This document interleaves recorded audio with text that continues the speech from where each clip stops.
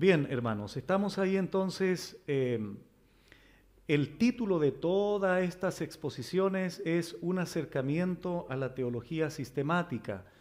Lo he dicho, pero nunca está de más volver a repetirlo. Un acercamiento porque la teología o la escritura como tal, la palabra de Dios es tan amplia, es tan vasta que creí conveniente colocar ese título, esa palabrita antes de teología sistemática, un acercamiento. Si alguien quiere acercarse más, bueno, tiene que ya responsablemente de manera individual poder estudiar y profundizar en las escrituras.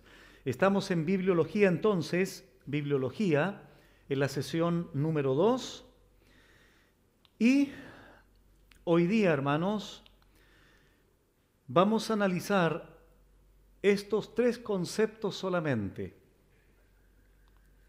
revelación, inspiración e iluminación.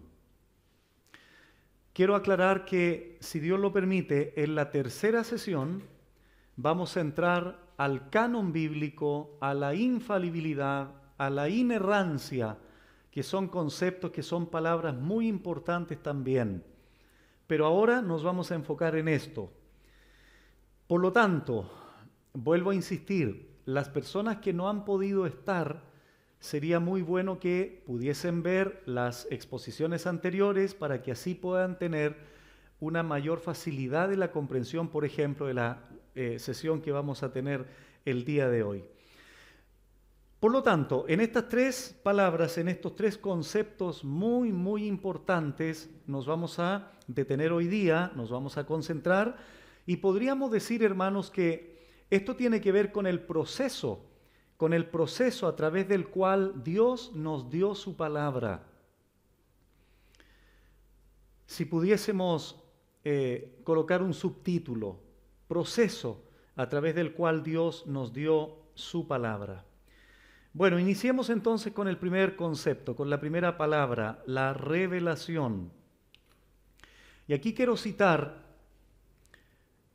a David Clark, y él dice lo siguiente, esto lo cita Mayer Perlam en su Teología Bíblica y Sistemática. Dice así: no podemos imaginarnos que un padre se oculte para siempre de su hijo, que nunca se comunique con él. Tampoco podemos imaginar que un Dios bueno oculte de las criaturas creadas a su imagen la revelación de su ser y de su voluntad. Dios ha hecho al hombre capaz y deseoso de conocer la realidad de las cosas. ¿Y acaso ocultará una revelación capaz de satisfacer ese deseo? Según la antiquísima mitología egipcia, la legendaria esfinge tebana proponía enigmas a los que pasaban. Y noten lo interesante de esto: los mataba si no lo descubrían. Sin duda alguna, un Dios amoroso y sabio no dejará que el hombre perezca por falta de conocimientos, desconcertado ante el enigma del universo. Solo poner un pequeño énfasis allí, en esa primera frase, esa primera oración, cuando este hombre dice: no podemos imaginarnos que un padre se oculte para siempre de su hijo. O sea, se asume de que un padre mantiene comunicación, un padre mantiene una relación, un padre mantiene un diálogo permanente con su hijo, ¿no? Bueno, de la misma forma este hombre dice que Dios se caracteriza por eso también. Dios quiere tener un diálogo, Dios quiere comunicarse, Dios quiere revelarse al hombre. No como la esfinge allí tebana, que ante los enigmas que se proponían, las personas que no podían discernirlo o entenderlo, les quitaba la vida. Esa cita a modo de introducción solamente. La gran pregunta es: ¿qué es la revelación o qué es revelación? Bueno, como ya lo hemos enseñado en otras ocasiones, esa es la palabra griega que literalmente significa quitar o correr un velo. Si pudiésemos colocar más sinónimos, podríamos decir dar a conocer, mostrar, manifestar, descubrir. Si tú ahora me entregaras un regalo en una caja, ese regalo a mi vista no está revelado, ¿verdad? Porque está dentro de una caja. Pero en el momento en que yo abro la caja, hago tira el papel, abro la caja, en ese momento el acto de poder observar, de poder clarificar el objeto que está dentro del regalo, entonces se vuelve o implica revelación. También yo les he dicho a ustedes que antiguamente había una escultura, y creo que todavía se hace con algunas pinturas, por ejemplo, donde se coloca un paño encima, ¿verdad? Como si esta fuera la escultura, aquí se pone un paño grande encima, y el acto de correr el velo, eso es Apocalipsis, eso es revelar, eso es descubrir lo que estaba tapado. Entonces, hermanos, esto es importante. La mente de Dios estaba, para seguir la misma ilustración, la mente de Dios estaba en una caja de regalo. El mismo Dios abre la caja de regalo y se descubre al hombre, se manifiesta al hombre, se da a conocer al hombre. Eso es revelación. Y ahí está el pasaje donde, o uno de los pasajes podríamos decir, donde aparece la palabra Apocalipsis. De hecho, por algo se le puso al libro Apocalipsis. Y como dice el apóstol Juan en Apocalipsis 1:1, la revelación de Jesucristo que Dios le dio para manifestar. Y esto es interesante, porque el apóstol Juan, movido por el Espíritu Santo, utiliza ese sustantivo revelación, pero el verbo que ayuda a clarificar lo que es la revelación. ¿Por qué? Porque la revelación es manifestar lo que en este caso el Señor Jesucristo, una vez glorificado, cuando se le aparece a Juan, le quiere descubrir, le quiere comunicar, le quiere dar a conocer. Entonces es interesante que esos verbos, ese verbo aparezca en una estrecha relación con el sustantivo revelación, que es precisamente dar a conocer. Ahora bien, en la teología sistemática de James Garrett, él dice lo siguiente: la palabra castellana revelación deriva del sustantivo latino revelatio, que a su vez es una traducción del sustantivo griego apocalipsis. Etimológicamente, la palabra significa quitar el velo y por ende descubrimiento. En el fondo, enfatiza lo que estamos diciendo anteriormente, descubrir. Pero ¿quién es el que se descubre? Dios. Dios es el que descubre su mente, o mejor dicho, parte de su mente, para que los seres humanos pudiesen conocerlo.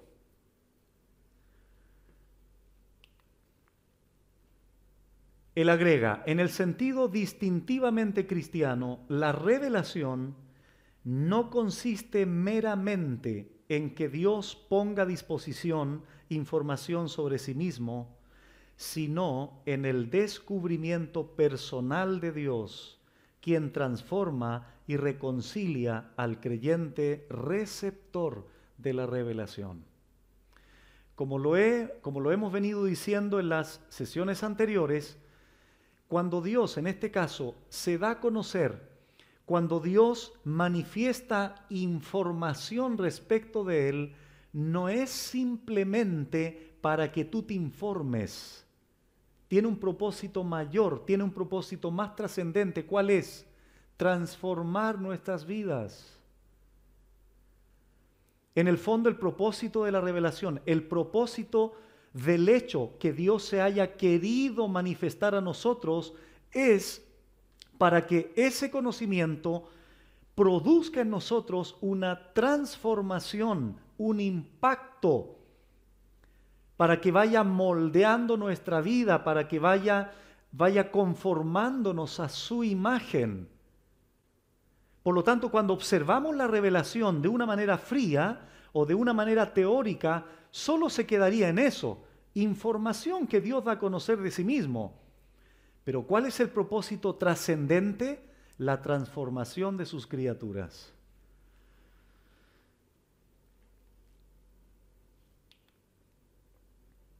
Mayer Perlam, en su teología bíblica, dice lo siguiente: el mundo, por medio de su sabiduría, filosofía entre paréntesis, no conocía a Dios. Las verdades que le dicen al hombre cómo pasar de la tierra al cielo deben enviarse, y por eso está subrayado ahí, deben enviarse del cielo a la tierra. En otras palabras, el hombre necesita una revelación.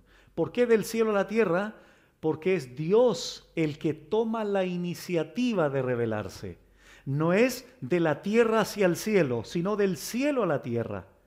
Y eso significa que es Dios el que toma la iniciativa soberana de querer revelarse, de querer manifestarse, de querer darse a conocer a sus criaturas. Pudo no haberlo hecho. Dios pudo haber mantenido cerrada la caja de regalo de su mente y no haberla descubierto, porque Él es soberano, ¿no? Pudo no haberlo hecho, pero lo hizo. Y lo hizo con un propósito indudablemente. Por lo tanto, hermanos, podemos decir lo siguiente con respecto a la revelación. Es el acto continuo y final, de ahí voy a explicar brevemente eso, mediante el cual Dios se dio a conocer o se descubre al hombre, comunicando al hombre las verdades. Ahora bien, ¿por qué subrayado eso y en azul? ¿Por qué continuo? Porque Dios no dio su revelación de una vez. Dios la fue dando progresivamente, le llaman los teólogos. ¿Pero por qué final? Porque ya acabó, porque ya terminó. Dios nos sigue revelando cosas nuevas. Después vamos a ver en el canon bíblico por qué Dios ya nos sigue hablando cosas nuevas. Pero como todavía no vemos el canon, entonces voy a decir solo esto. Insisto en esto, hermanos. Es el acto continuo, es el acto permanente. ¿Por qué? Porque comenzó con Moisés o con Job, pero después continuó con otros profetas, siglos más tarde y siglos más tarde. ¿Recuerdan cuánto se cubre la Biblia? 1600 años aproximadamente. En ese sentido es continuo, no fue en un día, fue en 1600 años. ¿Pero por qué también final? Porque ya el canon bíblico está cerrado. Dios cerró su boca. Por eso es que nosotros, o yo personalmente, o la iglesia, o los maestros sanos, ponen tanto énfasis en el cuidado o la advertencia a sus hermanos de las supuestas nuevas revelaciones. Son peligrosas, son dañinas, son nocivas. ¿Por qué razón? Porque Dios ya cerró su boca. ¿Cuándo cerró su boca Dios? En el Apocalipsis. Entonces, acto continuo y final mediante el cual Dios se dio a conocer, o se descubre, o se manifiesta al hombre. Dios se revela a sí mismo. ¿Quién es Él? Dios descubre al hombre sus atributos, lo que le agrada, lo que no le agrada. Esto comenzó haciéndolo con sus profetas. ¿Recuerda lo que dice Efesios 2:20? Dios usó ¿a quiénes? Apóstoles y profetas, o profetas y apóstoles, ¿para qué? Para establecer el fundamento de la doctrina, de las verdades bíblicas, del conjunto doctrinal que tiene que ver con la fe revelada del creyente. Entonces, Dios usó a sus apóstoles, usó a sus profetas, usó a sus siervos en general, porque de otra manera estos hombres, profetas, apóstoles, no hubiesen podido conocer a Dios si Dios no hubiese tenido la iniciativa de revelarse. Eso es muy importante, hermanos. Por más, qué sé yo, liturgias que hubiese hecho el hombre, por más cultos que hubiese hecho el hombre, si Dios no hubiese querido revelarse, el hombre no hubiese podido conocerlo. El hombre no conoce a Dios porque puede conocerlo. El hombre conoce a Dios porque Dios se quiso revelar. Y en consecuencia, como Dios se quiere revelar, entonces al mismo tiempo capacita al hombre para poder conocerlo. Pero la iniciativa de la revelación siempre parte de Dios, no del hombre. El hombre es receptor pasivo de la revelación. Bueno, y eso es lo que hace la palabra de Dios entendible, porque el cristianismo o nuestra fe no se sustenta en especulaciones, hermanos, filosóficas, en cosas ambiguas, en cosas superficiales. Se sustenta en una fe revelada. En una fe revelada, en una fe manifestada, tiene un sustento. Yo les he dicho a ustedes que esa famosa frase que dicen las personas, yo tengo una fe ciega, pastor. No, no es una fe ciega la que tenemos. Es una fe con una base. Aquí está el sustento de tu fe. No es una fe así etérea, una fe ambigua, una fe así en el aire. No, la fe que nosotros tenemos tiene su base, tiene su asiento en la Escritura. Por eso es una fe sólida y no tambaleante. Por eso es una fe resistente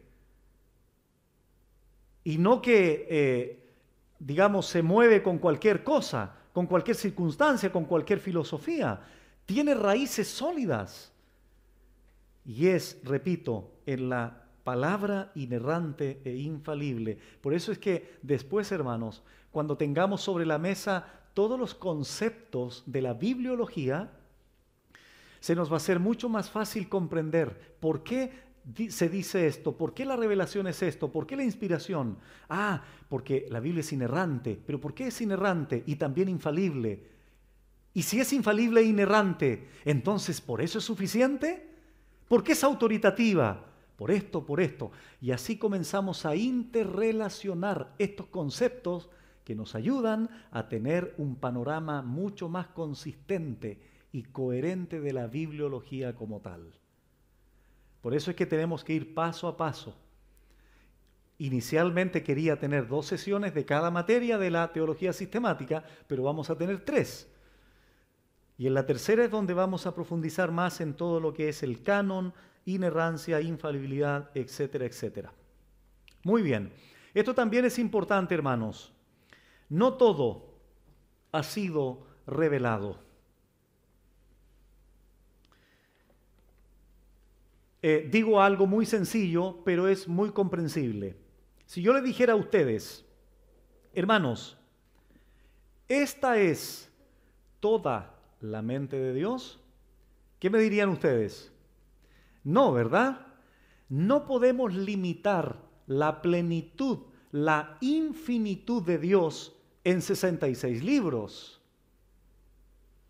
Por lo tanto, Dios, lo vamos a ver a continuación, reveló, Dios dio a conocer, Dios manifestó lo que tú y yo necesitamos conocer.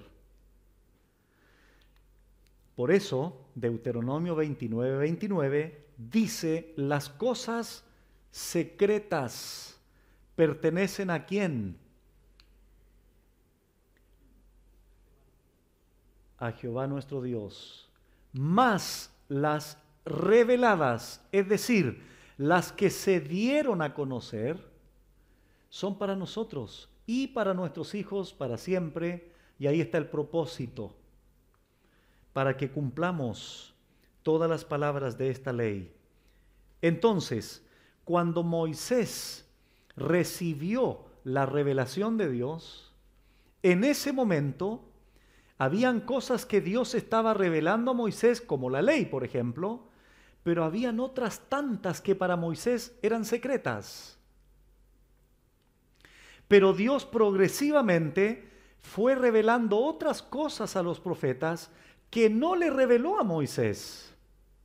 Por lo tanto, ya no eran secretas, porque Dios ahora a Isaías le comunicó su revelación, a Jeremías le comunicó su revelación y a los profetas en general. Entonces habían cosas clasificadas como secretas que solo estaban en la mente de Dios, pero otras que estaban siendo reveladas progresivamente, estaban siendo manifestadas al hombre para que el hombre las pudiese conocer.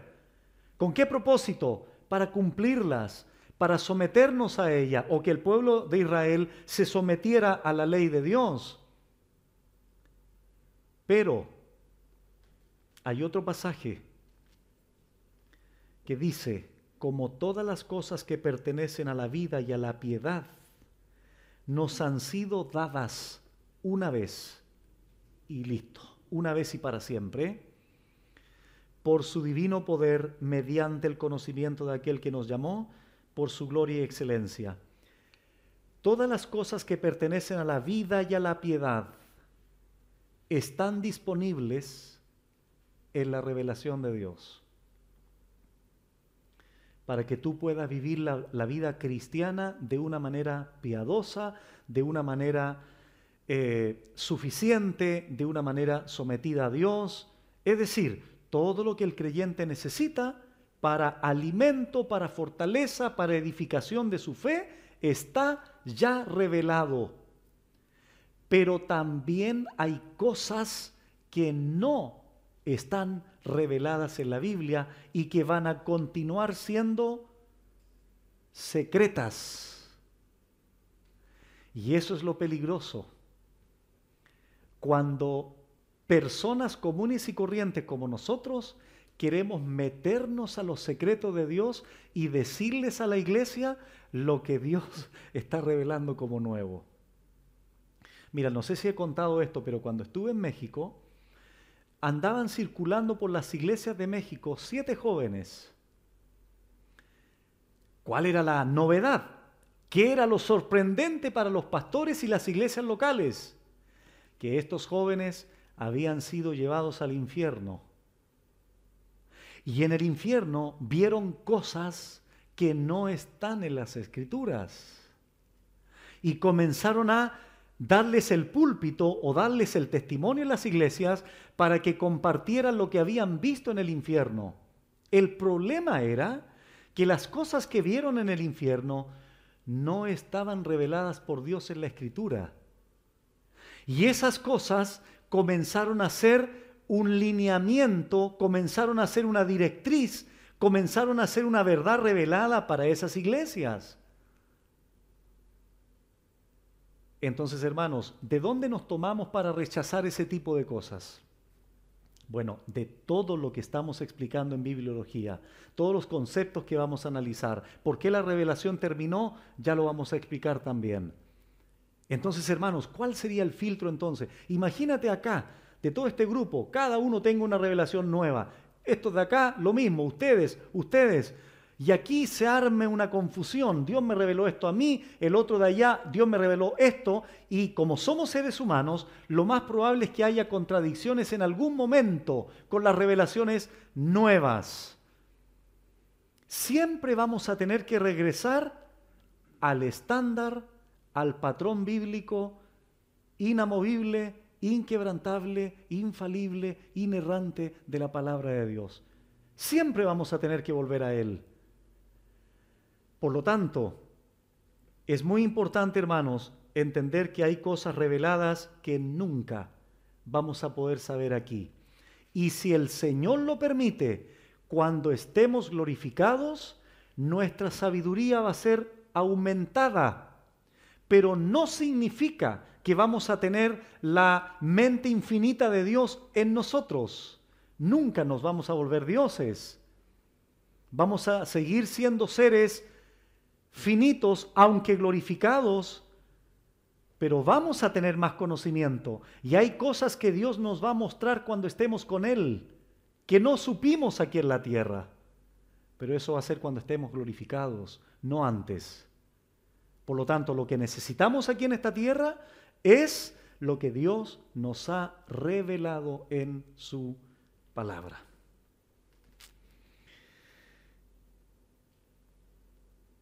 Por eso es que la Biblia, hermanos, o la revelación bíblica, no es ambigua, no es confusa. Vamos a ver después en la inspiración que Dios utilizó lenguaje, Dios utilizó palabras entendibles. ¿Han visto esta señora que, o no sé qué es lo que es, que viene con un idioma extraterrestre o algo así? Bueno, Dios no nos habló por extraterrestres, ni por marcianos ni venusianos. Dios nos habló, me refiero en el contexto hebreo, les habló a ellos en hebreo, porque ellos hablaban hebreo. ¿Te imaginas si el pueblo de Dios hablaba en hebreo y Dios se reveló en chino? ¿Qué sentido tendría si Dios quería que le entendieran? No tenía ningún propósito eso. Dios utilizó lenguaje humano. Por eso es que la revelación bíblica es proposicional, es decir, tiene enunciados divinos claros, tiene un contenido objetivo y concreto. Ahora bien, avancemos. ¿Cuál es el medio que Dios usa para darse a conocer? Una pregunta muy relevante. Y aquí quiero compartir con ustedes un recuadro que no sé si lo van a poder observar de ahí atrás. Pero esto lo voy a ver de pasada solamente porque quiero explicar los dos grandes tipos de revelación divina, la revelación general y especial. Es decir, a través de estos tipos de revelación, Dios se ha dado a conocer al hombre. Y Paul Enns, que es el que escribe el que diseña este recuadro, hace esas dos divisiones, pero al lado derecho de tipo dice manifestación. Entonces, dentro de la revelación general, Dios se ha manifestado en la naturaleza, en la providencia y en la conciencia. Es decir, a través de esos elementos, Dios se muestra al hombre, como lo vamos a ver más en detalle después. Y ahí están las citas bíblicas y la importancia. Por ejemplo, revela que Dios existe, el Salmo 19, por ejemplo.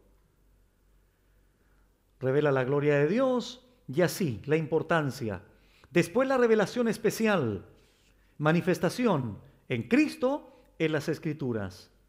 Y la Escritura, Juan 1:18, Juan 5, etc.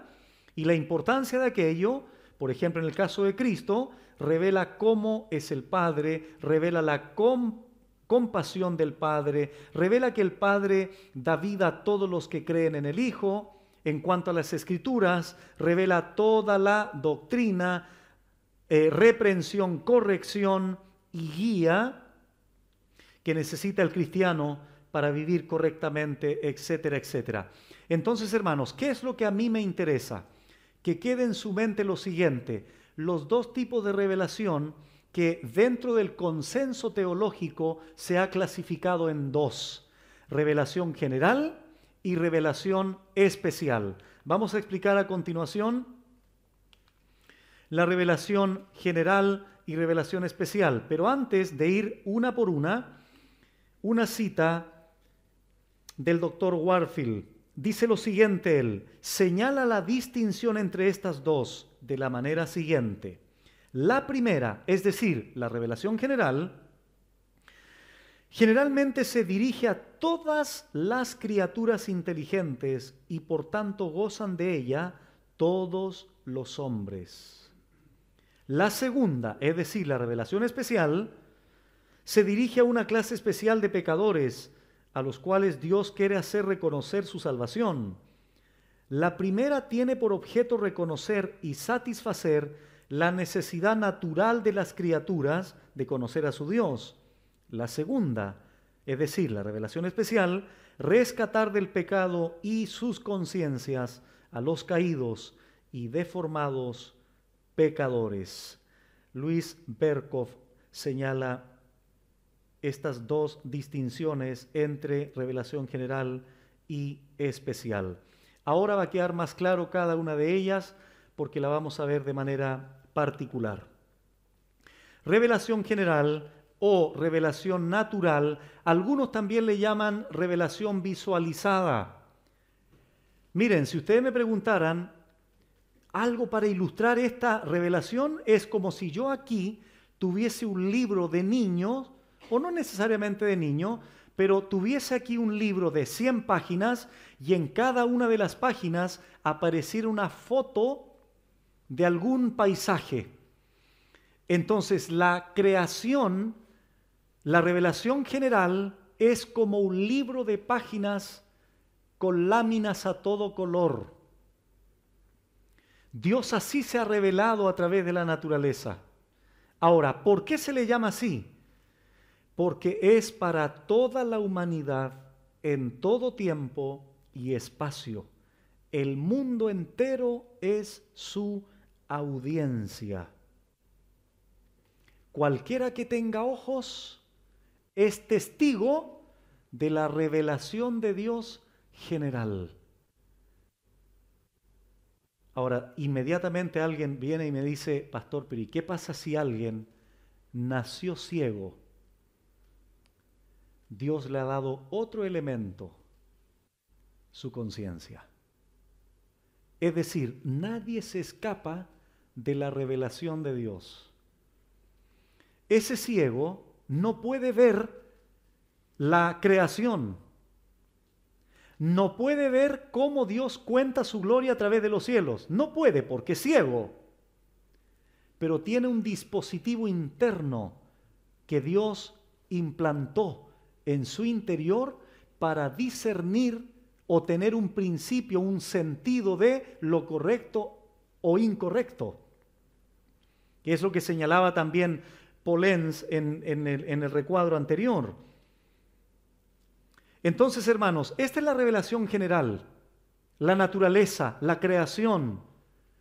Por eso es que es para todas las personas, no importa si es de una tribu, no importa si tiene o no tiene educación, no importa la clase social que tenga, no importa el sector geográfico donde viva, es testigo de la revelación general. Es decir, él nunca podrá decir que no había forma de dar a conocer a Dios a través de la naturaleza. No puede. De hecho, Romanos 1 establece un juicio para aquellos. Y ahí están los pasajes para este tipo de revelación. Ustedes lo conocen, los cielos cuentan la gloria de Dios y el firmamento anuncia la obra de sus manos. Para eso no necesitas algo más que tus ojos, algo más que tus sentidos. En otras palabras, cualquier persona puede llegar a la conclusión de que Dios existe solo por la observación de la revelación general. Pero no puede llegar a salvación, porque para eso se necesita otro tipo de revelación, que es lo que vamos a ver a continuación. Y si ahí ustedes se dan cuenta, un día emite palabra a otro día y una noche a otra noche saldrá, declara sabiduría, es decir, es constante, está ahí siempre. No hay lengua ni palabras, ni es oída su voz. ¿O ustedes escuchan hablar algún árbol? El árbol dice, yo soy creación de Dios, crean en mí. No dice nada de eso, no hay lenguaje, no hay una escritura en las nubes tampoco. Porque es otro el propósito. No hay nada explícito en términos de lenguaje en la naturaleza. Por toda la tierra salió su voz y hasta el extremo del mundo sus palabras, porque es global. Porque alcanza a todo ser humano en el planeta Tierra. Otro gran pasaje, porque las cosas invisibles de Él, su eterno poder y deidad. Atención con esto, hermanos. Su poder es un atributo de Dios. Es decir, el ser humano puede conocer de manera básica este atributo de Dios a través de ¿qué? ¿De dónde? Desde la creación del mundo. Y noten, hermanos, el verbo que Pablo utiliza, siendo entendidas. Cualquier persona en el planeta puede entender algo del poder de Dios y la deidad de Dios solo por observar, por ser consciente, por ser testigo de lo que despliega la naturaleza. Es un mecanismo básico que Dios usa para mover al ser humano hacia Él. Por eso es que después dice que no tienen excusa ante esta revelación de Dios. Interesante, ¿no?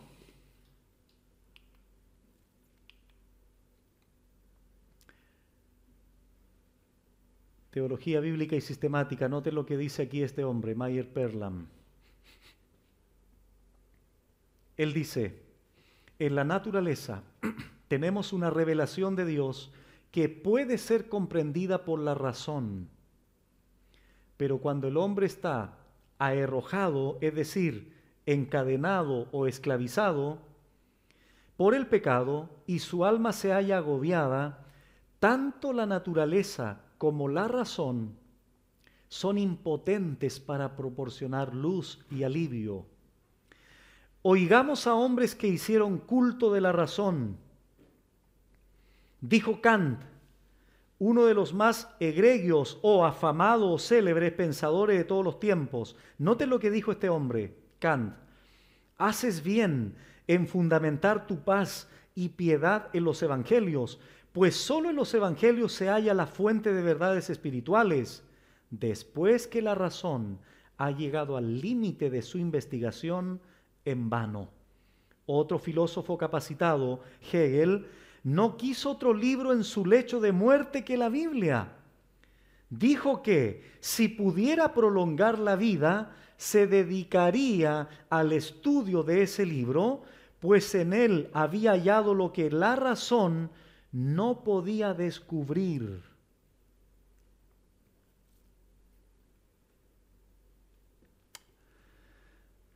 La razón del ser humano, el entendimiento del ser humano, la comprensión del ser humano está afectada por el pecado. Pero eso no le impide tener una revelación básica de Dios en la naturaleza. ¿Cuál es la solución para romper, para quitar esa influencia del pecado o de la razón pecaminosa en ese hombre? La revelación especial, la palabra de Dios, el Evangelio. Entonces una cosa se supone que debería llevar a la otra.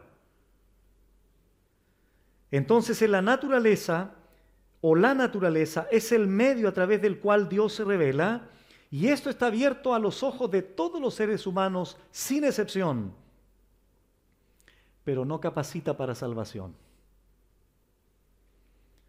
En este sentido, la revelación general está limitada porque no te explica la redención, no te explica un propósito trascendente. Te explica, te revela, te da a conocer de manera básica a Dios, su poder, su deidad, pero solo queda allí. Y peor aún, si la razón o la comprensión del ser humano está afectada por el pecado. Entonces, como dije anteriormente, esta revelación general es una revista con láminas a todo color. Y vaya que nos sorprendemos o que nos deleitamos cuando, sobre todo, los que les gusta ver programas de cultura en televisión, esos paisajes, o no paisajes, el mismo universo, la composición del cuerpo, los sistemas que tenemos dentro del cuerpo, cómo funcionan las neuronas, el cerebro, cómo funciona el tema ocular.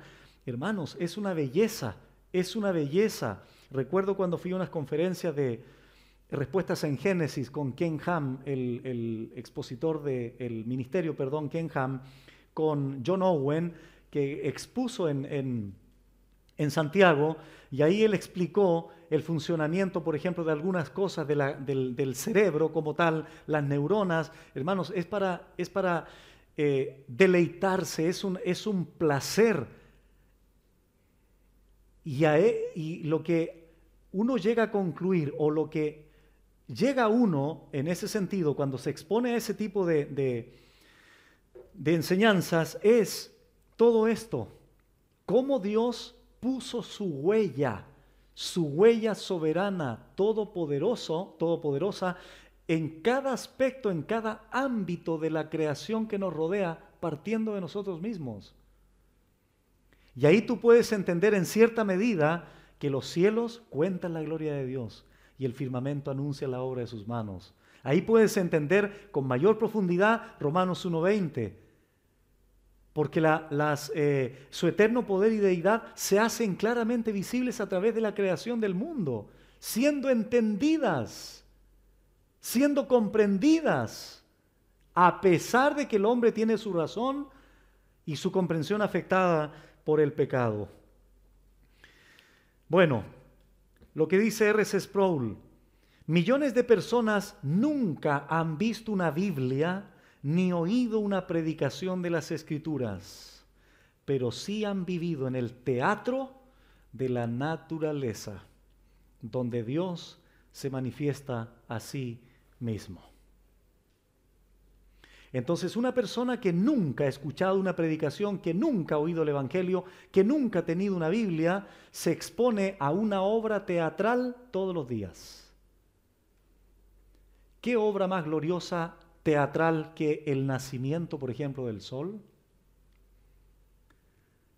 O cuando llueve, o cuando hay un sol radiante, o cuando cuando está el sol y las nubes toman un color tan especial, no sé, resplandeciente, y pasan los rayos del sol por la nube.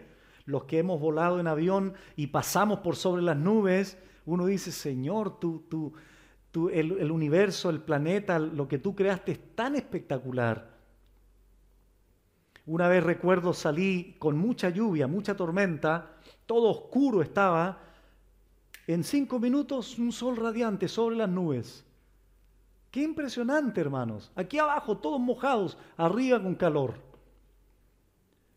Un sol espectacular. Bueno, revelación general entonces. Vamos a el segundo tipo de revelación, que es la revelación especial o sobrenatural, verbalizada. ¿Por qué verbalizada? ¿Por qué? Por lo siguiente: porque esta revelación se refiere al contenido bíblico como tal, es decir, la Biblia. Esa es la revelación especial.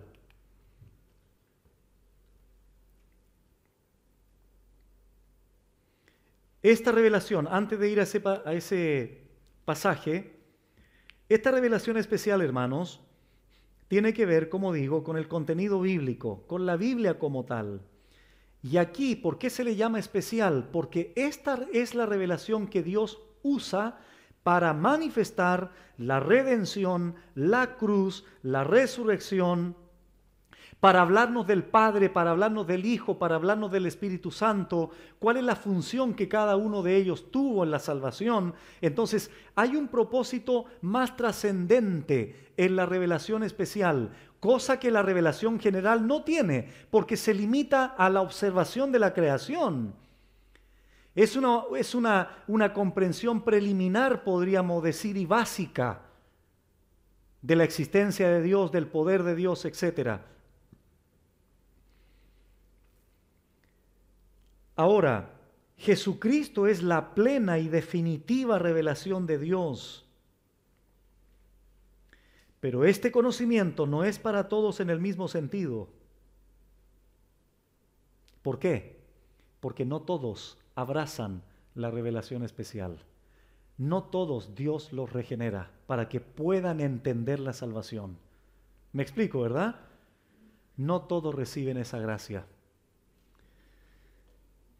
Por eso aquí estos pasajes subrayo solamente lo que quiero en este caso enfatizar. Él, es decir, el Hijo, le ha dado a conocer o le ha revelado. ¿A quién ha revelado el Hijo? Al Padre o a Dios, como dice ahí, nadie le vio jamás. Sin embargo, Él le ha dado a conocer, Él le ha revelado. Cristo es la exégesis del Padre, podríamos decir. En estos postreros días, Hebreos 1, 1 y 2, nos ha hablado por el Hijo, pero antes, en el Antiguo Testamento principalmente, Dios habló muchas veces y de muchas maneras. Muchas veces dentro de la revelación progresiva, pero también de muchas maneras. Éxtasis, ángeles, voz audible, sueños, visiones, apariciones, etcétera, etcétera, etcétera. Pero ahora dice el escritor a los Hebreos, en los postreros días, es decir, cuando Cristo entra en escena, nos ha hablado por el Hijo. Y en el texto griego el artículo él no aparece, simplemente dice, nos ha hablado por Hijo, para poner el énfasis en la plenitud de la revelación del Hijo. En Él se concentra toda la plenitud de la revelación de Dios el Padre, o de Dios como tal. Por eso es que antiguamente Dios usó a sus medios para revelar, que fueron los profetas, los apóstoles en el Nuevo Testamento, a sus siervos en general, para que pudiesen ellos manifestar las maneras o las formas en que Dios había hablado. Pero cuando Cristo aparece, Cristo comienza a decir este tipo de cosas. Hablando con Felipe, Juan 14, diciéndole a él, si me conocieseis, también a mi Padre conoceríais. Y al final, mire la expresión de Cristo allí. El que me ha visto a mí, ha visto al Padre. Entonces, Cristo ahora es el que viene a revelar, a manifestar, viene a mostrar, viene a descubrir al Dios que no habían conocido, como ahora lo estaban conociendo a través de Jesucristo el Señor. Mucho tiempo había estado Felipe con el Señor, 3 años aproximadamente, y Felipe le sigue diciendo, muéstranos el Padre y nos basta. Y ahí es donde Jesús le dice, tanto tiempo que estoy con vosotros, Felipe, y no me has conocido. El que me ha visto a mí, ha visto al Padre. Por eso Pablo dice en Colosenses 2:9, porque en Él, en Cristo, habita corporalmente toda la plenitud de la deidad. Cristo es el que revela la plenitud de la deidad. Por eso leemos expresiones como estas, 2 Timoteo 3:15, y que desde la niñez has sabido las sagradas escrituras, y aquí está lo que no puede hacer la revelación general. ¿Qué dice ahí? Las cuales te pueden hacer sabio para salvación. Nunca, nunca, nunca en la Biblia se va a asociar salvación con la revelación general. Es decir, que alguien haya sido salvo por mirar las estrellas y decir, ¡oh, qué grande es Dios porque creó las estrellas! En el Antiguo Testamento debían creer a Dios, debían creer lo que Dios decía. Cristo aparece y ahora tienen que creer al Hijo de Dios crucificado en una cruz, es decir, el Evangelio. Y ahora debían arrepentirse y creer en ese Evangelio. Entonces ahí está la revelación especial, las Sagradas Escrituras, porque ellas son las que producen salvación a diferencia de la revelación general, que nos entrega un conocimiento básico, limitado de Dios o de sus atributos, podríamos decir, como su poder, como leíamos en Romanos 1:20. Hermanos, ¿queda claro entonces la diferencia de la revelación de Dios? De esa manera Dios se ha revelado, a través de los cielos, del universo, la naturaleza, de manera general. Dios puso una conciencia en cada uno de los seres humanos. En Cristo se reveló. Pero tenemos ahora Cristo plasmado en las Escrituras, que es la revelación especial, porque ella es la que produce o lleva o capacita para la salvación, cosa que la revelación anterior no puede hacer. Muy bien, segunda palabra, inspiración. Inspiración.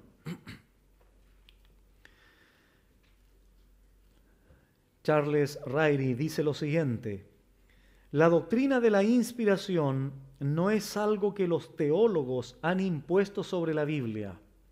Más bien, es una enseñanza de la misma Biblia, una conclusión derivada de los datos contenidos en ella. Y, aparte de lo que uno piense de la Biblia, ella, como cualquier otro testigo, tiene el derecho de testificar a su propio favor. Es decir, lo que está diciendo Ryrie aquí no es que a los teólogos se le ocurrió la inspiración, es porque la misma Biblia manifiesta, refleja esta doctrina tan importante. Ella es la que testifica a sí misma que fue inspirada por Dios. Algunas teorías que no son bíblicas, obviamente, acerca de la inspiración. Por ejemplo, la teoría del dictado. ¿Qué propone esta teoría? Lo siguiente. Esto propone que Dios impartió a los escritores humanos las palabras exactas que debían escribir. Dios les dictó como si fueran una secretaria, una pluma o un lápiz. Es como que si los hombres fueran un robot simplemente escribiendo, anulando su propia personalidad, lenguaje, cultura, etc. Es verdad que hay algunas porciones de la Biblia que fueron dictadas, es verdad. En estos casos, la inspiración consistió en escribir, palabra por palabra, la revelación de Dios. Pero vamos a ver en la inspiración verbal y plenaria cómo Dios llevó a cabo la inspiración a través de hombres. Por lo tanto, yo personalmente y muchos otros hombres no creemos en la teoría del dictado, que los hombres simplemente fueron como un megáfono, anulando su personalidad, anulando inclusive sus emociones, sus sentimientos. No, hay algo más. Segunda teoría. Parcial o conceptual. Esto propone que los escritores bíblicos recibieron solo las ideas o conceptos, o recibieron impresiones generales y que ellos la expresaron a su manera. Hermanos, Dios no solo está interesado en haberles dado a estos hombres impresiones generales, ideas generales, sino cada palabra, cada expresión, como lo vamos a ver a continuación. De hecho, por ejemplo, en la teoría del dictado, nosotros observamos, por ejemplo, los diferentes tipos de lenguaje, expresiones, los diferentes estilos, por ejemplo, de los libros de la Biblia. Cantares es totalmente diferente a Romanos. ¿Y por qué será eso?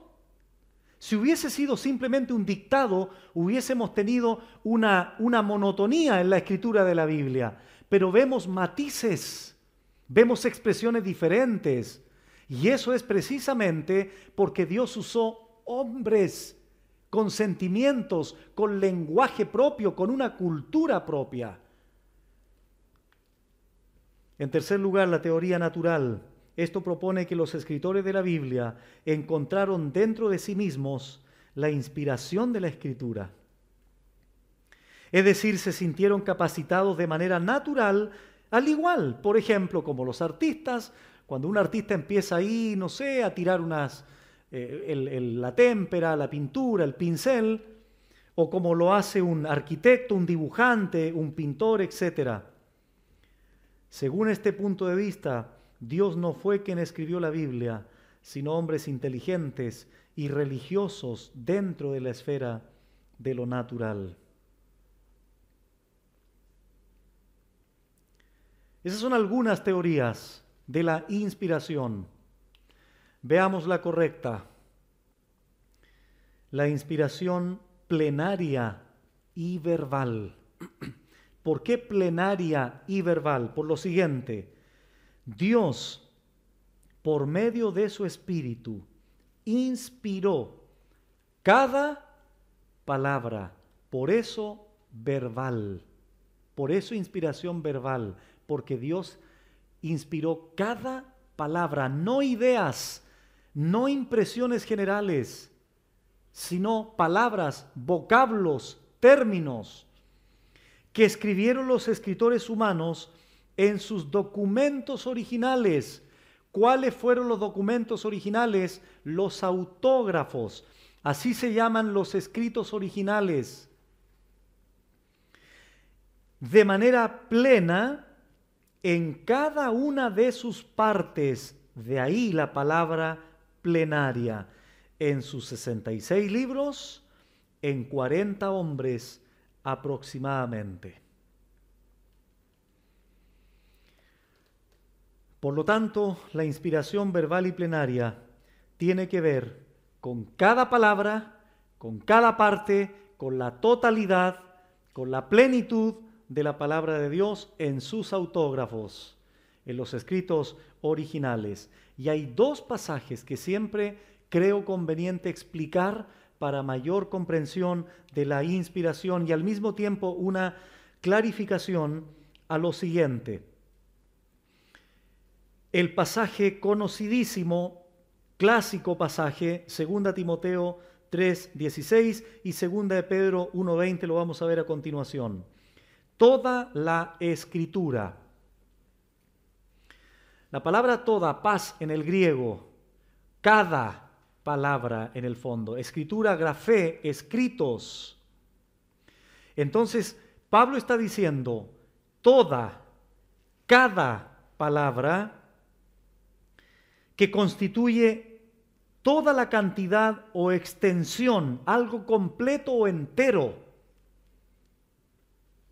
en sus escritos, y aquí Pablo por si acaso está hablando prioritariamente del Antiguo Testamento por una razón muy sencilla. Aquí todavía no estaba terminado el Nuevo Testamento, pero por extensión nosotros podemos abarcar o incluir el Nuevo Testamento, pero es solamente para que lo tengamos presente. Insisto, esta expresión se refiere prioritariamente al Antiguo Testamento porque todavía el canon bíblico no estaba completo, para involucrar en todo sentido que toda escritura se refiere tanto al Antiguo como al Nuevo Testamento.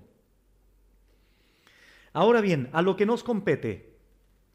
Cuando Pablo dice toda o cada escritura, la cantidad o extensión total es inspirada, ahí está. Esa palabra es una palabra que únicamente se usa aquí. Y está compuesta de dos. Teo y neo, que es respirar el verbo. Teoneustos. Y esto, amados hermanos, implica que Dios, como dice entre paréntesis, le imparte a sus escritos, no a los hombres, a los escritos, a las palabras, a los términos, su hálito, su aliento, su respiración. Trata de hablar sin respirar. ¿Puedes o no? No puedes. Cada vez que tú hablas, tienes que botar aire. Bueno, vamos a ver su sentido teológico. Dios respirando, exhalando. Este es el significado de la palabra, pero ¿qué quiso decir Pablo? La escritura es la inspirada, es decir, su origen está en él. La escritura procede de Dios. Pablo enfatiza que la fuente o el origen de la escritura es divina. ¿Se entiende el punto? El sentido teológico es enfatizar el origen. Al Dios exhalar su palabra. Es como si Pablo dijese, toda la escritura es originada en Dios y por tanto es viva o tiene vida, es poderosa, eficaz, etc. Lo van a entender con este ejemplo escritural, Génesis 2:7. Entonces Jehová Dios formó al hombre del polvo de la tierra y sopló en su nariz, sopló en su nariz aliento de vida y solo entonces tenemos un ser viviente. Entonces, cuando Dios dice que Él comunicó, que Él exhaló las palabras, está poniendo el énfasis en el origen que es Él, divino, pero al mismo tiempo que esa palabra tiene vida. Si tú dejabas a Adán solo formadito, con sus brazos, sus manos, del polvo de la tierra, y Dios nunca hubiese soplado en él, Adán hubiese tenido que estar sentado nomás en un tronco de un árbol. ¿Por qué? Porque ¿qué fue lo que hizo a Adán un ser viviente, un ser pensante, un ser que pudiera mover sus manos, que pudiera mover sus pies? El aliento de Dios, la vida de Dios. De hecho, esa palabra, vida, en la Reina Valera aparece en singular, pero en el hebreo dice vidas. Y eso implicaría el hecho que Dios comunicó vida física, pero también una vida espiritual, con la capacidad de tener esa relación fluida, íntima, permanente con Dios. Entonces ahí tienes un ejemplo ilustrativo de lo que implica la palabra inspirada por Dios. Soplada, insuflada podríamos decir, con un destino, con un propósito en estos hombres que vamos a ver también a continuación. Ahora bien, la aclaración que quiero hacer es la siguiente. El apóstol Pedro utiliza la misma palabra en castellano, pero no es la misma palabra en el griego.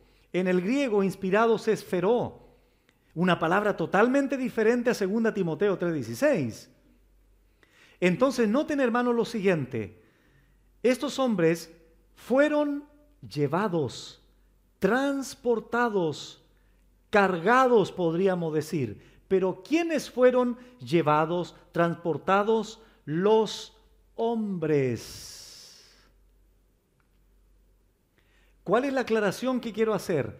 La palabra es la inspirada, los hombres son los llevados, los conducidos. ¿Me explico? Esa es la diferencia en las palabras griegas. Y vamos a explicar por qué. Bueno, comenta Simón Kistemaker lo siguiente.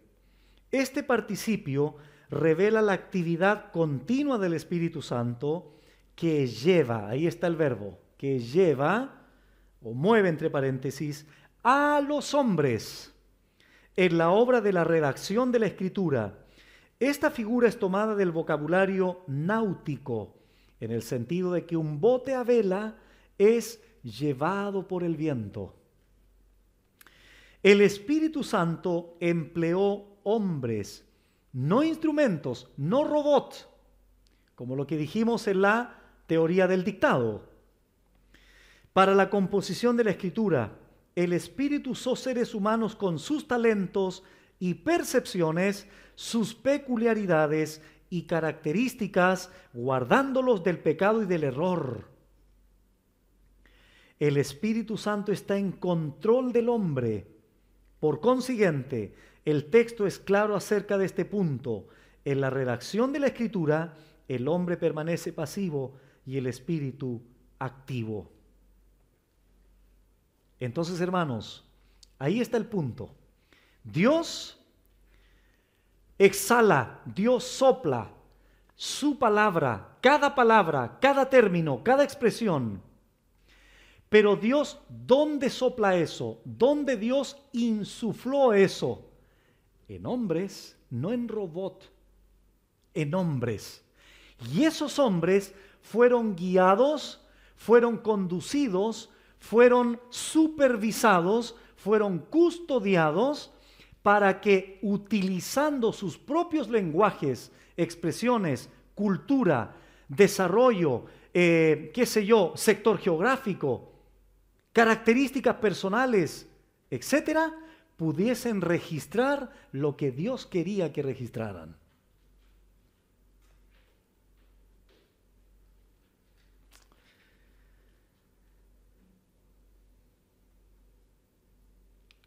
Mire lo que dice el doctor William Evans. Es Dios que habla por medio del hombre, y por lo tanto el Antiguo Testamento es la palabra de Dios tanto como si Dios mismo hubiera pronunciado cada una de las palabras. Las Escrituras son el resultado del influjo o hálito divino, así como la respiración acompaña en el hombre la pronunciación de palabras.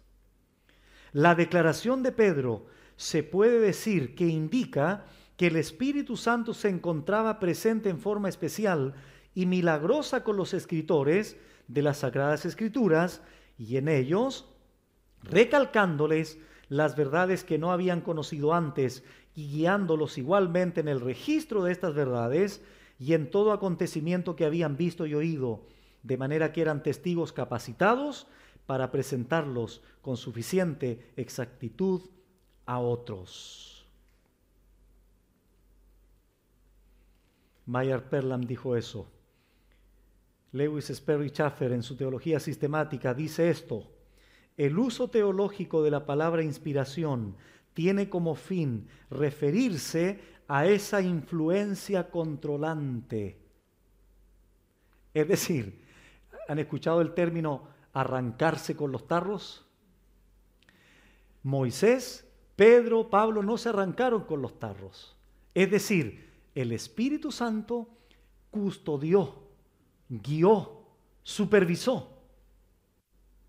Y atención con esto, hermanos, esto es muy interesante. Moisés fue preparado por Dios de una manera milagrosa con los egipcios.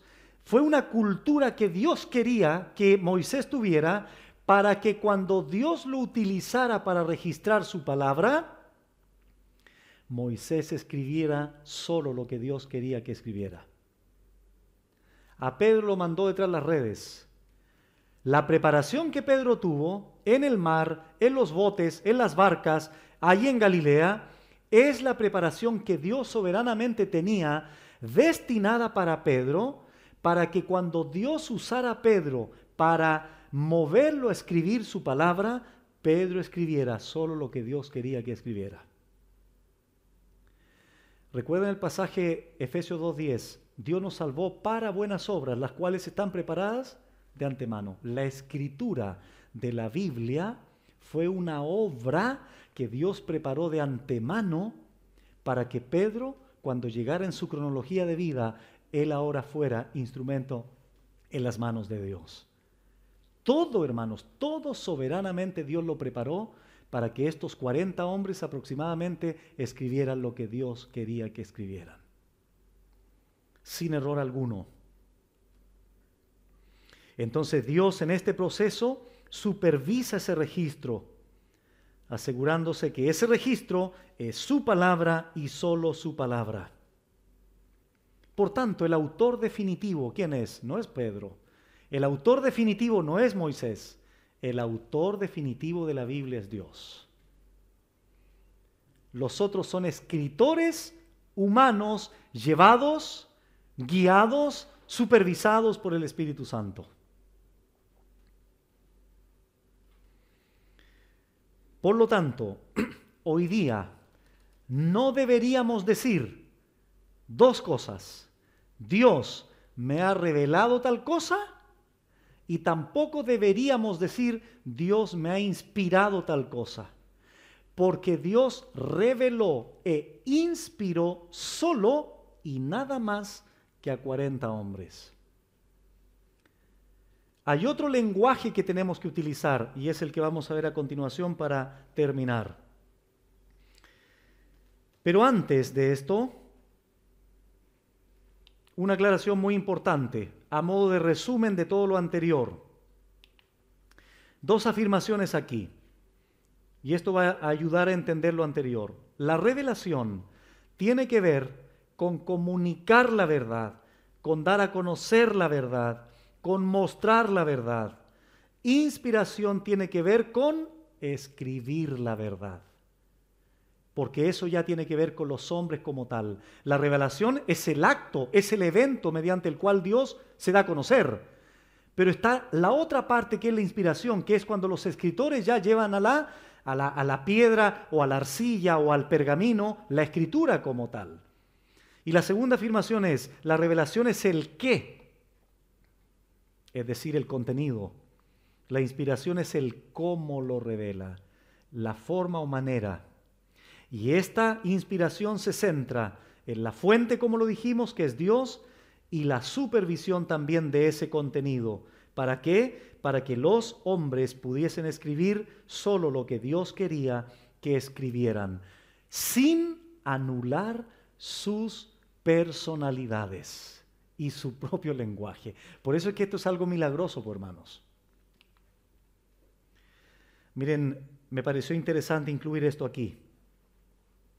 Dios no ha inspirado nada sin el hombre no ha escrito nada sin Dios, es Dios quien habla en el hombre, Dios que habla por medio del hombre, Dios que habla como hombre, Dios que habla a favor del hombre. Dios lo estipuló así. Miren hermanos, Dios pudo haber escrito toda la palabra de Dios en piedras y un día aparecer lleno de piedras en el monte y todo escrito. Pero Dios quiso usar a hombres. ¿Por qué? Porque su revelación era para hombres. Por tanto, usa a hombres. ¿Quién mejor que los hombres pueden comunicar esas verdades a otros hombres? Si son de la misma naturaleza, Dios pudo haber usado ángeles, pero Dios usó a hombres, porque iba a comunicar su verdad a hombres. Por último, iluminación. Iluminación. ¿Qué es lo primero que se viene a la mente cuando hablamos de iluminación? Luz. Muy bien.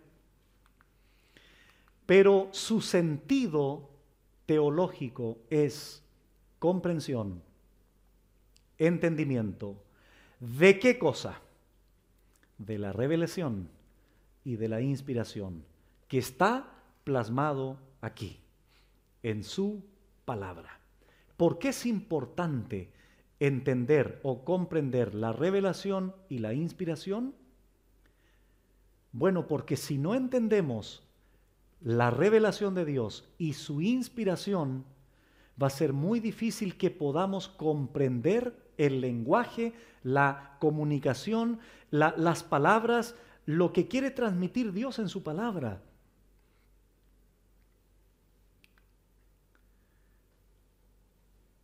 Efesios 1:18, el apóstol Pablo utilizó un verbo allí, alumbrando. Esa palabra fotizo en el griego significa brillar, significa iluminar. ¿Pero qué cosa? Esa es una figura, obviamente. Los ojos de vuestro entendimiento. Entonces la iluminación tiene que ver con nosotros ahora. Esto sí que tiene que ver con nosotros. La revelación y la inspiración no tiene que ver con nosotros. ¿En qué sentido? Que a nosotros no se los reveló la Biblia, a nosotros no se nos inspiró la Biblia. Fueron a 40 hombres muchos siglos atrás. Pero la iluminación tiene que ver con nosotros hoy día. Dios quiere alumbrar los ojos de nuestro entendimiento. ¿Con qué propósito? Para que sepáis.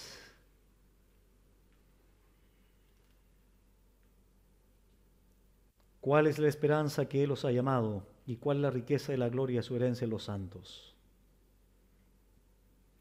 Entonces, hermanos, ¿con qué tiene que ver la iluminación? Una expresión aclaratoria o más aclaratoria. Tiene que ver con la clarificación de las verdades expresadas en la Biblia, de acuerdo, y esto por favor se me olvidó, subrayarlo en negrita y subrayarla con colores. Eso, hermanos, si ustedes lo pueden destacar, por favor, háganlo. Tiene que ver con la clarificación de las verdades expresadas en la Biblia de acuerdo a lo que el escritor original quiso decir.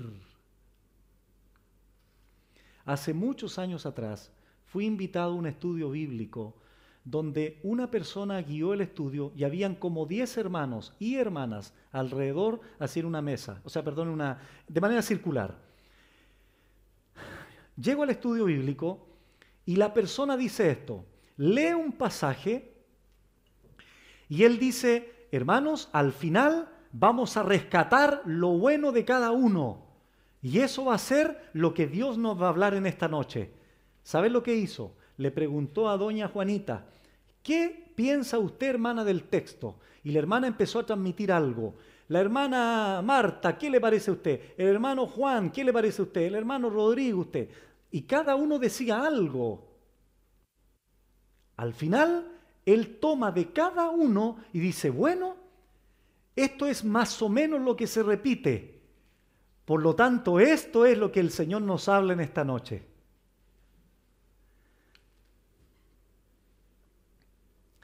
Dios lo que quiere es que nosotros podamos entender lo que el autor original le quiso comunicar a su audiencia original.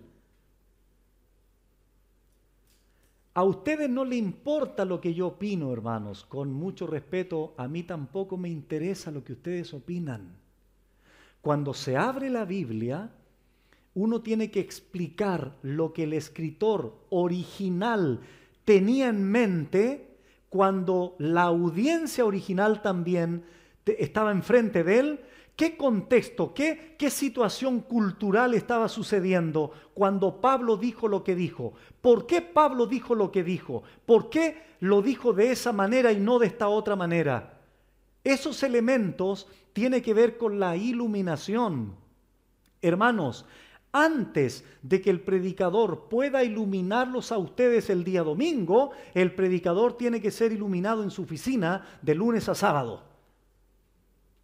¿Por qué?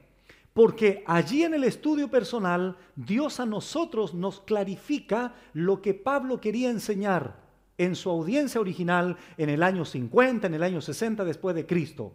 Si no entendemos eso, no entendemos nada. Porque la Biblia tiene un contexto, tiene un marco histórico particular que no es el mismo del de nosotros hoy día. Obviamente no es el mismo. Entonces, eso es muy importante en la iluminación. Lo que Moisés quiso decir, lo que Isaías quiso decir. Entonces, uno entiende eso, bosqueja el sermón, estructura el sermón de tal manera que ustedes puedan comprender ahora con la aplicación correcta, contextualizado al siglo, al día, al mes y al año que nosotros estamos viviendo.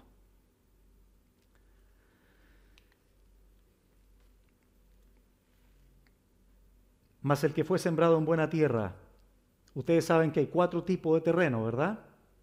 junto al camino, pedregales, entre espinos. Pero hay uno solo que tiene que ver con los creyentes verdaderos. ¿Qué pasa aquí? Se lanza la semilla, esa persona oye, ¿y qué dice ahora? Entiende la palabra. ¿Qué sucedió aquí primero? Regeneración. Es decir, cuando se predica el Evangelio, la persona nace de nuevo, se arrepiente, cree, se convierte, pero al mismo tiempo pudo comprender. ¿Por qué pudo entender? Porque a través del predicador se le iluminó, se le clarificó, se le explicó para que pudiese entender lo que significaba la semilla en la buena tierra. Por eso pudo comprender. Por eso, hermanos, es que hemos dicho muchas veces que la explicación del texto es lo que bendice. Es cuando ustedes pueden comprender que eso les edifica. Y el mejor ejemplo, uno de los mejores ejemplos, es Nehemías 8. Cuando llegaron allí los levitas con Esdras para explicar la ley al pueblo de Dios. ¿Y qué pasó cuando el pueblo de Dios comenzó a comprender? Cuando comenzaron a ser iluminados, hubo gozo. Otros comenzaron a llorar para pedirle perdón al Señor y arrepentirse de sus pecados. Y hubo un gozo, una alegría, pero desbordante en Nehemías capítulo 8. ¿Pero por qué sucedió eso? Porque pudieron comprender lo que Dios les quería decir. Y para eso Dios usó maestros humanos, los levitas. Hoy día Dios utiliza pastores, maestros que explican la palabra de Dios al pueblo de Dios. Nosotros no tenemos la verdad absoluta. La verdad está en su palabra. Nosotros somos limitados para explicar, indudablemente. Carecemos de muchas cosas, pero nosotros los predicadores tenemos que confiar en el poder que tiene la exposición de la palabra del Señor. Entonces ahí está nuevamente el concepto de iluminación. Y aquí voy a hacer un contraste con este pasaje. ¿Quién es el hombre natural? El que no tiene el Espíritu Santo. El que no es espiritual. Bueno, ese hombre natural no percibe. Ahí está, no percibe. Tampoco dice, las cosas para él son locura del Espíritu de Dios, porque para él son locura y no las puede entender. Noten, hermanos, no puede entender. Pero hagamos el contraste. Si aquí yo coloco, pero el hombre espiritual sí percibe las cosas que son del Espíritu, porque para él son sensatez, podríamos decir. Y sí las puede entender. Porque ahora tiene la capacidad otorgada por el Espíritu Santo de clarificar, de entender, de comprender las verdades de la palabra de Dios. De hecho, más abajo Pablo lo explica en los siguientes versículos. Y termina diciendo que tenemos la mente de Cristo. Ustedes conocen muy bien este pasaje también. Cuando venga el Espíritu de verdad, Él, pronombre personal, refiriéndose al Espíritu de verdad, Él os guiará a toda la verdad. Él te guía, Él te conduce, Él te dirige a esa verdad para que la puedas comprender, obviamente. Mas el Consolador, el Espíritu Santo, a quien el Padre enviará en mi nombre, Él, otra vez, os enseñará todas las cosas, nos mostrará todas las cosas, nos iluminará. Ese es el sinónimo para iluminación. Y os recordará. Atención con esto, hermanos, porque miren, ¿cuál es el verbo que antecede recordar? Enseñar. Entonces hay predicadores que dicen, voy a subirme al púlpito y voy a improvisar porque el Espíritu me va a recordar. Primero, tengo que ser enseñado y después el Espíritu Santo tiene el poder de recordarme. ¿Cuántas veces les ha pasado a ustedes que han estudiado la Biblia, pero de repente hablan con alguien y el Espíritu Santo comienza a darles a entender o a qué deben decir ¿Les ha pasado eso? Y se acuerdan de un texto, se acuerdan de una verdad bíblica y la comunican. Bueno, eso hace el Espíritu Santo. Pero primero tenemos que ser enseñados por Él para que después nos pueda recordar. Un lindo pasaje. Abre mis ojos y miraré las maravillas de tu ley. Abre mis ojos, ¿de qué podríamos decir? De mi entendimiento. Y miraré, es decir, podré distinguir, seré iluminado, tendré la capacidad de discernir las maravillas de tu ley. Pero hay alguien que tiene que abrirme los ojos, y ese es el Espíritu Santo. Esto no es intuición, tampoco es misticismo, por si acaso. Son verdades reales, objetivas, que están ahí y que están, se supone, internalizadas, aprendidas, abrazadas por el creyente. ¿Por qué digo esto? Porque ustedes saben que hay un círculo, hay un sector de la iglesia evangélica donde esto, hermanos, es muy común. Desgraciadamente, pero nosotros debemos de guiarnos por verdades objetivas, verdades reveladas, una fe sólida, basada en la Escritura. ¿Y cuál entonces es la responsabilidad del creyente?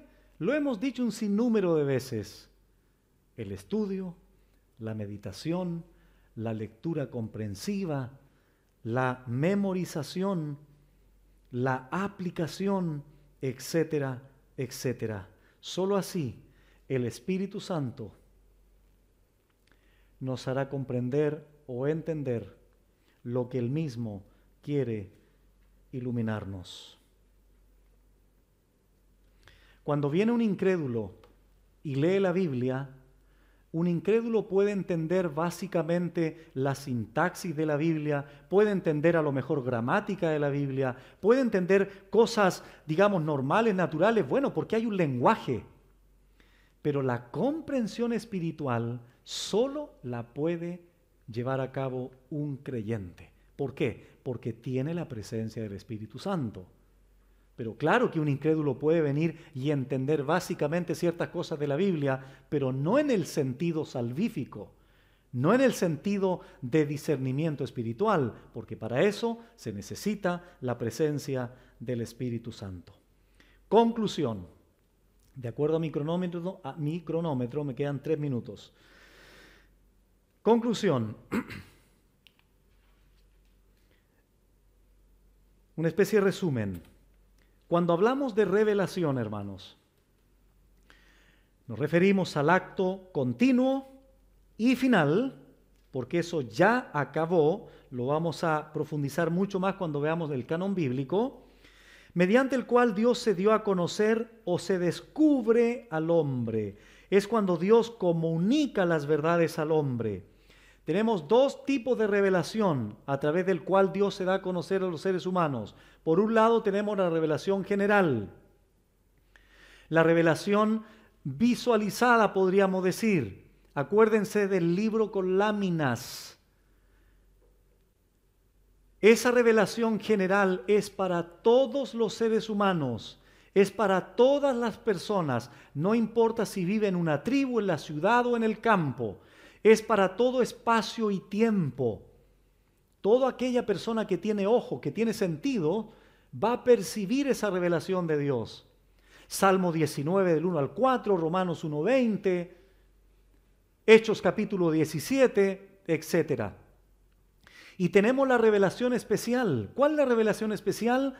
La palabra de Dios. Cristo viene y se revela, da a conocer al Padre. Toda la revelación de Cristo con sus cartas doctrinales, que es la explicación del Evangelio, los escritores bíblicos la plasmaron en la Escritura. Esta revelación especial es la que Dios usa para dar a conocer su plan redentor, su gracia salvífica, la fe, el rol del Padre, la función del Hijo, el rol del Espíritu Santo. el propósito trascendente de Dios, eso no lo manifiesta la revelación general. En la revelación general, el ser humano va a tener una comprensión básica del poder de Dios, de la deidad de Dios, pero está limitada porque no produce conversión. Sin embargo, las Sagradas Escrituras te pueden preparar y hacerte sabio para la salvación de tu alma, como dice 2 a Timoteo 3:15. En segundo lugar, el otro concepto que vimos hoy es la inspiración. Dios, por medio de su Espíritu, inspiró cada palabra, por eso es verbal, que escribieron los escritores humanos en sus documentos originales, es decir, los autógrafos, de manera plena en cada una de sus partes. 2 Timoteo 3:16 tiene que ver con el hecho de que Dios sopla su palabra. Y eso indica que el origen es Él, la fuente es divina. Así como lo hizo con Adán, sopló en él, en su nariz, aliento de vida y él entonces pudo ser un ser viviente. De la misma forma, esta palabra tiene vida, su fuente es Dios. La otra palabra que aparece inspirada en 2 de Pedro 1:20 es otra palabra. No es lo mismo a la inspiración de 2 Timoteo 3:16, sino que Pedro utiliza otra palabrita que es que fueron llevados. Los hombres santos de Dios fueron guiados, fueron supervisados, fueron dirigidos. ¿A qué? A escribir lo que Dios quería que escribieran, sin anular su personalidad, sin anular sus propios lenguajes, sin anular sus culturas, sin anular sus educaciones, etcétera, etcétera. Porque no fueron robots, no fueron simplemente unos megáfonos en las manos de Dios. Y en tercer lugar, la iluminación, que tiene que ver con la comprensión, el entendimiento, la clarificación, tanto de la revelación de Dios como de su inspiración, es decir, la iluminación de la Biblia. Por lo tanto, hoy día es más correcto decir, pastor o hermano, Dios me iluminó tal verdad, que decir, Dios me reveló o Dios me inspiró. Porque cuando hablamos de revelación e inspiración, eso se reduce solo a 40 hombres. La iluminación tiene un proceso continuo y la iluminación tiene una trascendencia y tiene una realidad en todos los siglos. Pasan los años, no importa, los creyentes van a seguir siendo iluminados en la medida que estudien la Biblia. Entonces eso tiene que ver con la iluminación.